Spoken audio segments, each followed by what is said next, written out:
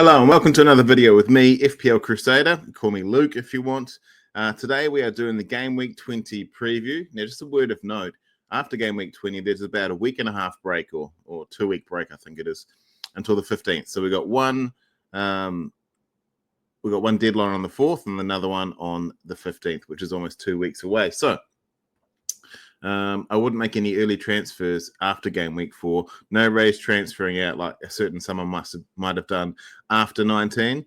But let's crack on. I got a bunch of new stats, or I shouldn't say new stats, a bunch of stats, but I'm showcasing them in a new way. So let me know if they're easy to follow or if they just look like a mishmash of different graphs. First things first, let's have a look at the injury list. Now, there's a few injuries and suspensions that have popped up. Obviously, Flappy is 18% owned. Fabianski, the goalie for West Ham. And we know that Areola is capable, but also not reliable. So that being said, Fabianski has a head injury. So you don't want to rush people back from this head injury. He did rest the last one. Areola can't really, well, I shouldn't say can't because he was the first choice, but Flappy's better, right? Even though he's like 38, I think.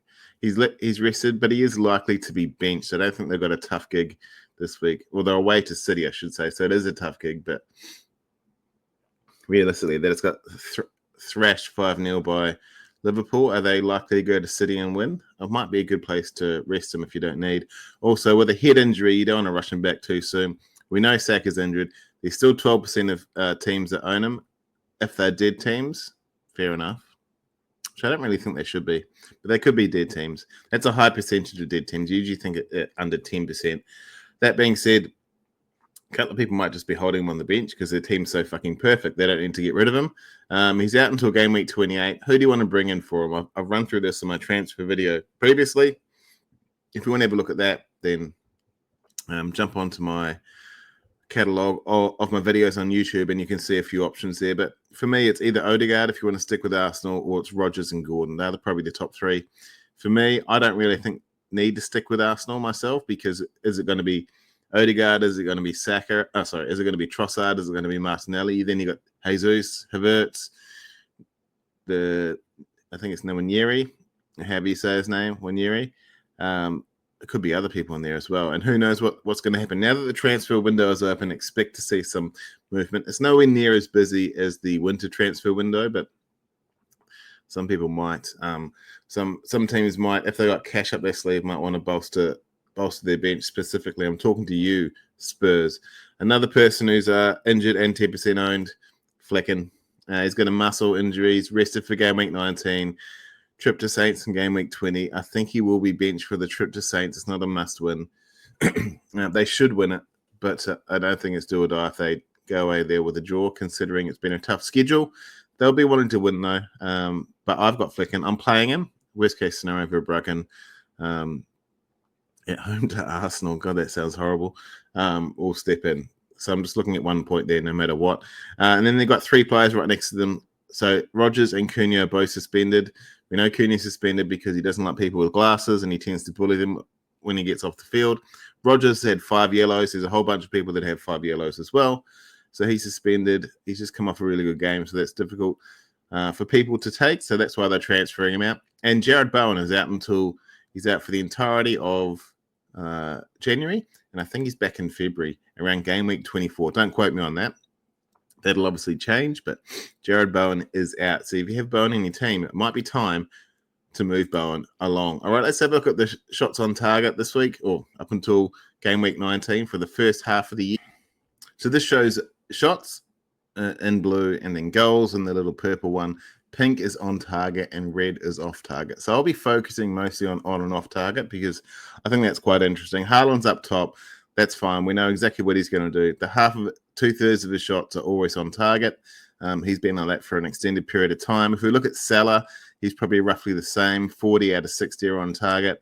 That's fine. He's got high conversion rate, much higher than Haaland. He's rolling at about Haaland's rolling at about 33% conversion rate compared to on target versus goals scored, whereas Salah is almost half, 17 of 38. Interesting, not to jump too far down. I was looking at this before. Isaac is pretty much bang on half. He's got 23 shots on target, 12 goals scored. Phenomenal.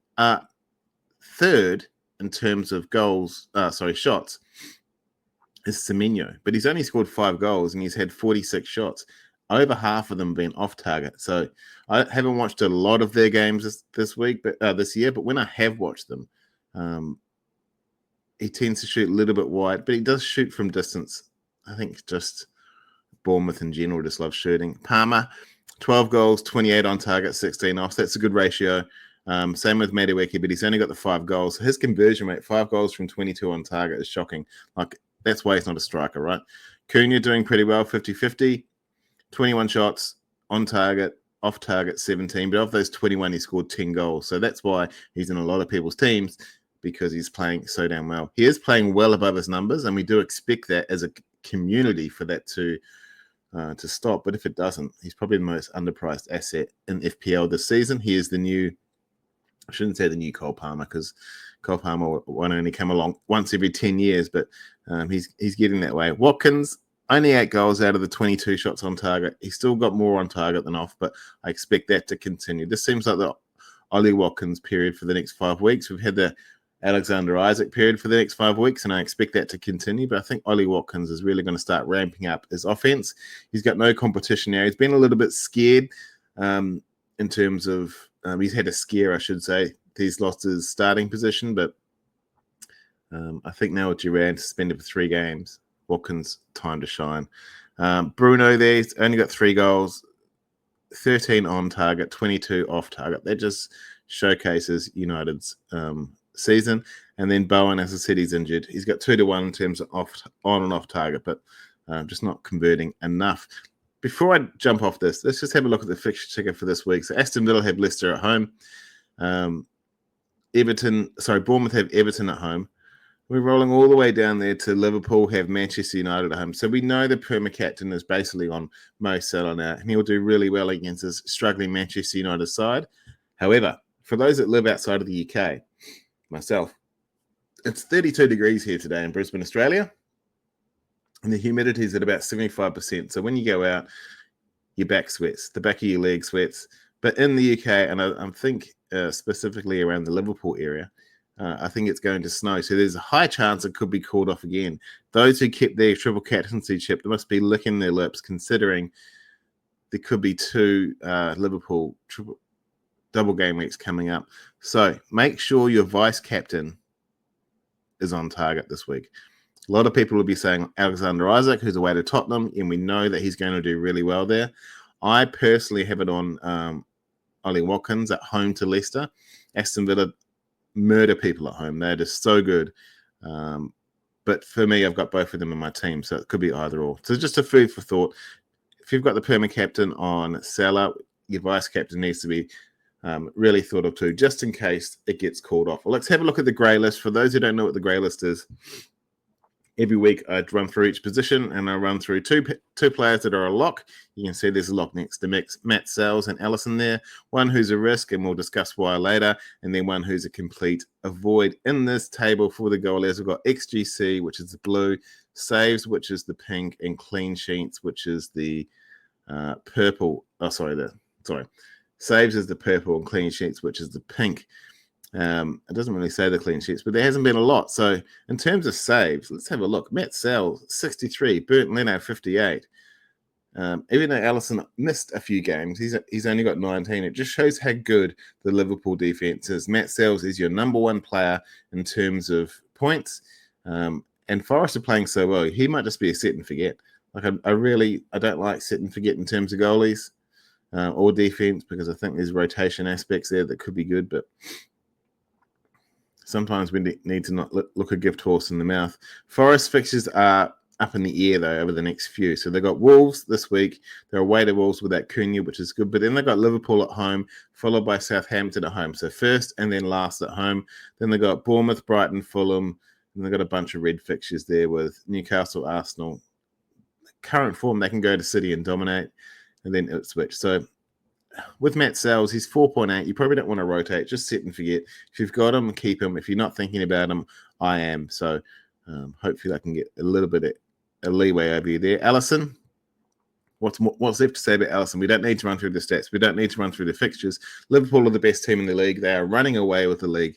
They're the best defense in the league as well. So if you want a reliable defender who's going to get maybe not save points, but it's going to get a fair amount of clean sheets, and Alisson's your man. The reason why I put Bernd Leno as the risk is because we've only kept 3 cleans throughout the entire season.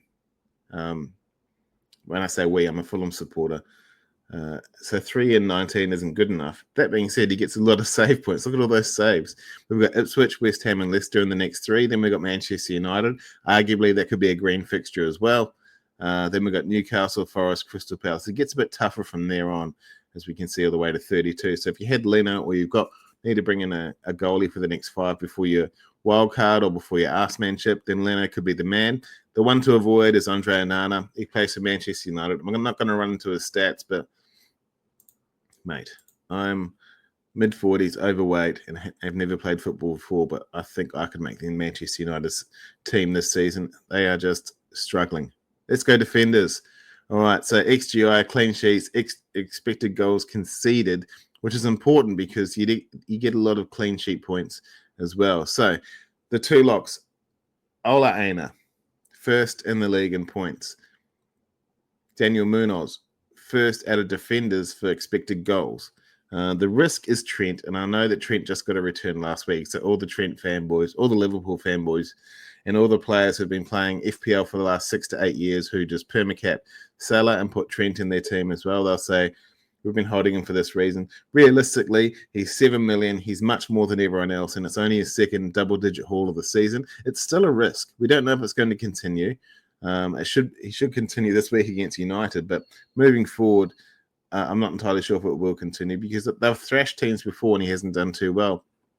Trent played relatively good last week. That being said, the goal he scored was a deflection shot outside the box. It was a good shot, but it shouldn't have gone in, really. But that being said, if you had him, congratulations.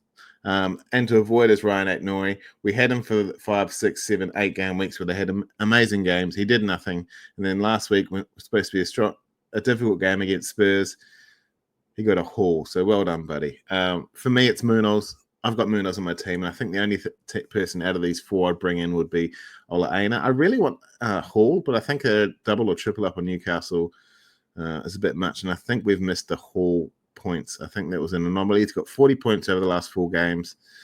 My 2 locks, Munoz and Aina. If you're going to bring in either of those, I think you'll be much better moving forward. For midfielders, my locks would be Anthony Gordon and Ismaila Sarr. My risk is Rodgers. Why is my risk Rodgers? Well, his plum fixture this week he's suspended for. Then he's got Everton, Arsenal, but from 23 to 25, he's got West Ham, Wolves, and Ipswich, and it just looks amazing. My avoid is Brian Mbeumo.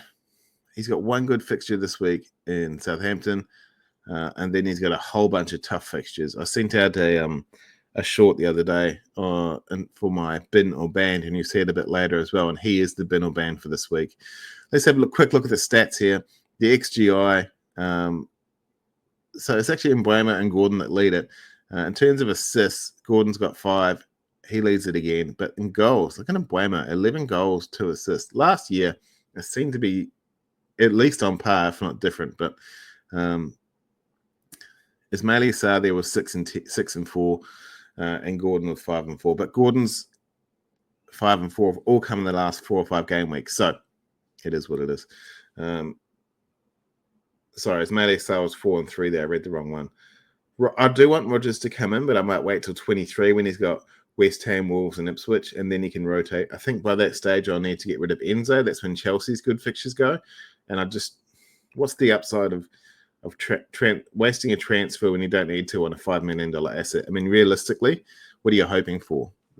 Rodgers had a double-figure haul. That's his second of the season. Is he going to get more double-figure hauls when he comes back from, I was going to say leave then, I'm in my work mode. When he comes back from suspension, he could do, but I highly doubt it. Not against Arsenal and probably not against Everton. So for me, I'm looking at Gordon, I'm looking at Sarr. Rodgers is a consideration down the track. I'm not going to near Mbeumo. Let's talk about forwards. The man, the myth, Ollie Watkins. The man, the myth, the Harry Kane of New Zealand, or the Kiwi Kane as we call him, Chris Wood. They are the 2 locks. People are steaming into Chris Wood because a certain man is injured and suspended. Johan Wister is one of the people I'm considering as well. Similar with Brian and Buemo. Everton this week. I think it's Everton, is it? I can't quite see it. I can't quite see that. But he scores goals, and he doesn't matter if the other team scores goals because he doesn't get penalised for it. The one to avoid is Cunha. Obviously, he's suspended, and he's quote-unquote injured as well. That being said, let's have a look at the points on the right-hand side. Isaac's number one. If you don't have... I didn't put Isaac here because everyone probably has him. He's looking at 50 or 60%. That's like recommending Salah or Palmer at this stage. Cunha's number 2. Wood's number 4. Watkins is number 6. And then he's followed by Wissa as well. So all these players are in the top 10 for points for forwards. Watkins is 8 and 4. It's not too bad. He's got XGI. His XGI is higher than everyone else. Everyone else's XGI is 7. Chris Wood has 1 assist, but he's got 11 goals. Cunha's got 10 and 4 in terms of goals and assists. So that he's outperforming himself. And Wissa's doing okay too with 8 goals. The same as Ollie Watkins. I said to you earlier, Ollie Watkins is about to go on a run. I firmly believe that. So if you don't want to get on him, you're probably going to miss out. I've brought him in this week. Spoiler alert. If you don't have Watkins, then maybe you can look at Rodgers moving forward. But as I said, you probably want to wait till game week 23 for that. All right, let's have a look at the most wanted and least wanted for game week 20, which is basically what you as FPL managers are transferring in and out. Overnight, there has been a huge steamroll into Chris Wood and steamroll out of Cunha. I don't know which content creators you're listening to, but that's the number one transfer that's happened. I did this slide 24 hours ago, and we're about 24 hours to deadline now. So I did this slide 48 hours before deadline, and Alexander Isak was the number one transferred in person, and Chris Wood was number 2. And Isak was leading by about 40,000 transfers. But as you can see, Chris Wood is absolutely dominating. So he's got roughly about 300,000 transfers overnight. Why is that? Because he's the number one replacement for Matheus Cunha. Matheus Cunha is roughly about 7 mil. This guy's 6. Makes sense to do the straight transfer. He's also playing really well. It also helps that he got a goal and assist last week. As I said, the 2 returns there. Forest are just good. The most simple way to play FPL. We can overthink everything and say, I'm going to do this differential, I'm going to do that. But the most simple way to play FPL, and this isn't my quote, but bring in good players from good teams. They'll always get you good points. Alexander Isak is number 2, 395k. Of us have brought him in.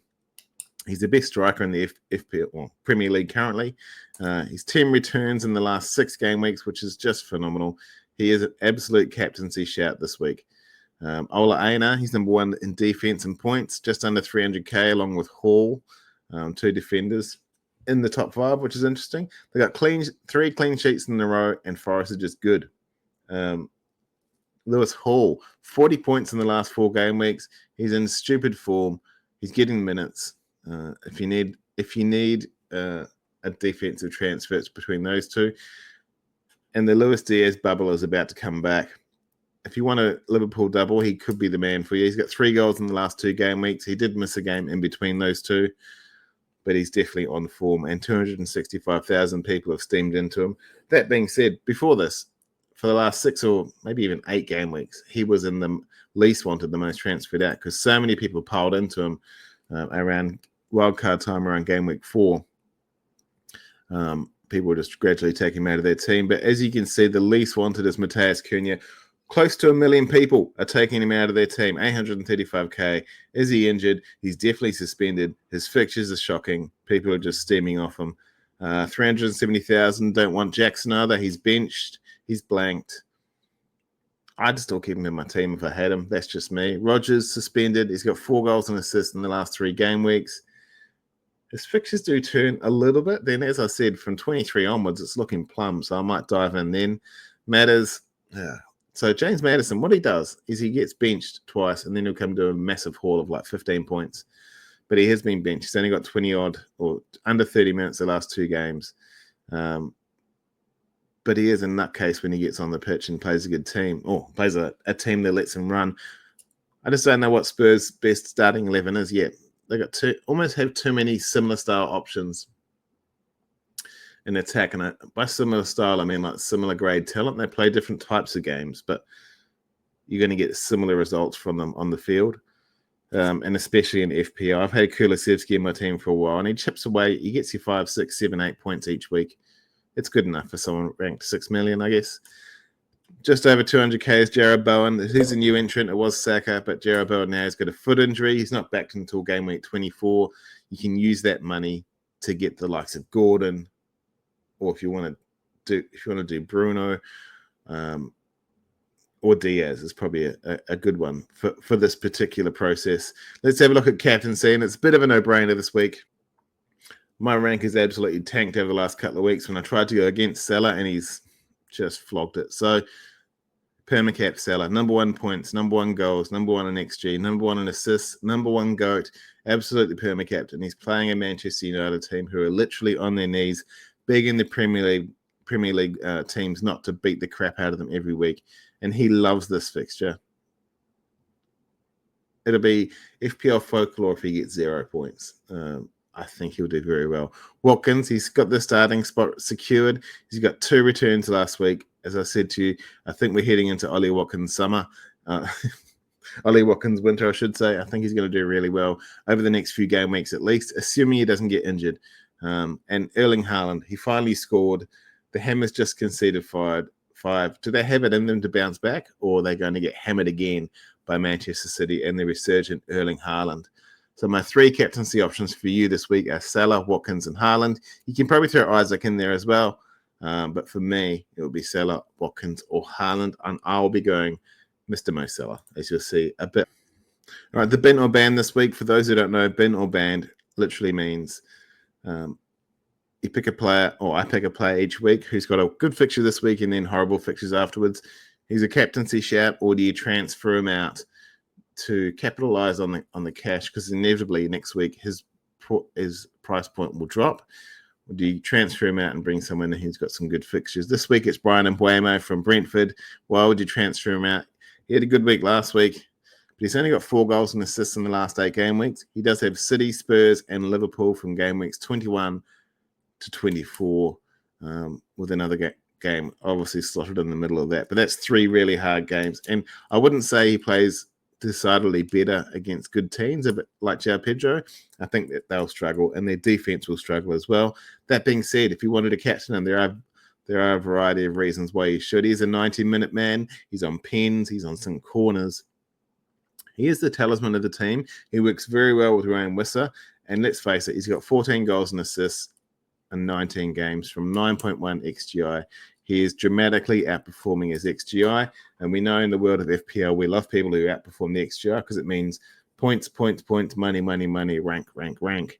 All right, Brian Mbeumo is the bin or ban for this week. I'll let you make that decision. The Diamond Differential this week for the FPL Crusader is Harry Wilson. I'm not biased at all. He is a Fulham fan. He's only 0.6% owned. He's got 5 goals at 3.1 XGI, so another man who's outperforming his XGI. We're at home to Ipswich. We had a disappointing home draw against Bournemouth last week, so expect us to come out all guns blazing. This bloke loves the late goal, and he seems to be scoring for fun lately. Harry Wilson's one of these very, very streaky players who's going to get you 5, 6, 7 goals over a short period of time, and then he'll just relax for a while, or the ball just won't fall his way. I shouldn't say he'll relax, because he always gives us 100% effort. But he is a very streaky player. So let's capitalize on it while you can. I think Harry Wilson will be a good differential this week. If you needed a 1-week punt, he's at home to Ipswich. He's a midfielder. He's got the start. I think Harry Wilson is the man to go with. So that's my recommendation for this week. All right, let's have a look at my team. We'll finish off with my team for this week. As always, on the left, I'm telling myself to hold steady on the hits. Watkins comes in. João Pedro goes out. I've got the strong front line again. Faze is benched / dropped. He's not even on the team sheet there. Ollie Watkins' beautiful boot is right in front of his big fat head. Salah is my captain. I've learnt my lesson. I do have a lot of flags, actually. So Flecken is flagged, as you can see. I've got McNeil and Faze, who are both flagged. And Timber, this wasn't updated, but Timber is actually flagged. He's suspended for this game week. He's got 5 yellows. So Mikalenko away to Bournemouth will have to start. That's the one change I will have to make. If Flecken doesn't play, that's fine. I got Verbruggen to get us 1 or 0 points at home to Arsenal. So my team lines up as thus. Flecken at home, Flecken away to Southampton, assuming he plays. Robinson at home to Ipswich. I want points there. Munoz at home to Chelsea. He needs to get a goal because Chelsea will score. Timber's not there, but Mikalenko away to Bournemouth. My concern with Mikalenko and Everton is that people have found out how to unlock the Dyche lock, unpick the Dyche lock, whatever. Pick the lock. Anyway, but he had a bunch of clean sheets, but now it's not happening. So Forest were able to do it. I expect Bournemouth, who play very well at home, and as we saw earlier, they love taking shots. They will have a really good go. Hopefully, Mikalenko can get on the assist sheet, or let's hope for a 0-0. The worst score in football. Kulusevski's at home to Newcastle. Newcastle will win that. Hopefully, Kulusevski can get 4 or 5 points from an assist or a goal. Mo Salah's at home to Manchester United. He is the captain. He will destroy them. I expect 3, 4, 5, 6 goals in that game. Hopefully, he's involved in at least half of them. Enzo and Palmer are away to Crystal Palace. Now, Crystal Palace is a bit of an anomaly here. I'm not really sure if they're going to play well or if they're just going to play mediocre, or if they're going to absolutely stalwart at home and then Chelsea won't get anything. My concern here is that Chelsea aren't in a good place at the moment. They've lost, or they haven't got a point out of their last 3 games in the Premier League, and they're all games that they should have won. So in theory, I know you can see McNeil bench there, but he can stay on the bench for a while. If Chelsea aren't playing well, I might have to think about moving out Enzo, but that's just something I can focus on later. My vice captain is Ollie Watkins, and that'll stay there. He's at home to Leicester. As I said, this is the time for Ollie Watkins to shine, and I think he'll do really well. Evan Nielsen at home to Everton. He's just come off a goal. I haven't done the research to say he's streaky, but before that goal, every game week he looked like he was really going to threaten to score, and he was very unlucky not to. So hopefully this changes something and he can just go bang, bang, bang and get me a whole bunch of goals, because I think I only need him for about 3 more weeks, and then I can downgrade into someone else and pump some more money into my midfield. And Alexander Isak, probably the best striker in the league at the moment. He's away to Tottenham. That's the only reason he's not my vice captain, because he is away to Tottenham. And I'm not entirely sure what's going to happen in that game, but Mr. Isak is the informed striker. So I'm really looking forward to my front line scoring goals. I think Salah's going to score. Kulusevski might get an assist. Hopefully 54 points is just like the minimum of what I get in day one. Then I can steamroll and get a huge green arrow. As you can see there, I had a shocking week last week. I got 51 points. I captained the wrong bloke. I didn't captain Salah. I dropped 650K down to 2.7 million. Doesn't matter, because what's going to happen now is the second chance league will start, and I'm going to win that whole damn league. I'm still going to finish inside the top 50K, and I'm going to win the second chance league, and everyone's going to give me glory, or I'll give the glory to myself because I won't shut up about it. But hopefully this will be the start of something good. My issue in the past is I'm trying to bring in too many differentials. I had 2 Wolves players. I had Enzo. I had this and that, blah, blah, blah. As you can see, I've got Dwight McNeil. I missed his good run. I got a couple of things, but it wasn't really that good. So now just to keep it simple, I'm bringing in good players from good teams who have good fixtures, and I'm going to get good points. So second chance league, look out. I'll be smashing that for the rest of the season. It's important to note that we are halfway through the season now, and European competition will start again soon, as will international friendlies and all qualifications. So just keep that in mind. Don't make transfers too early after game week 19 or game week 20. Just hold on to them for a little bit. Could be a good month. January could be a good month to roll some transfers. Thank you very much for tuning in. My name's Luke, FPL Crusader. I hope all your arrows are green and your differential score hat tricks. I really appreciate it. If you can like and subscribe on all the socials, and then everything will be good. Have a good game week, and I'll talk to you later. Thank you.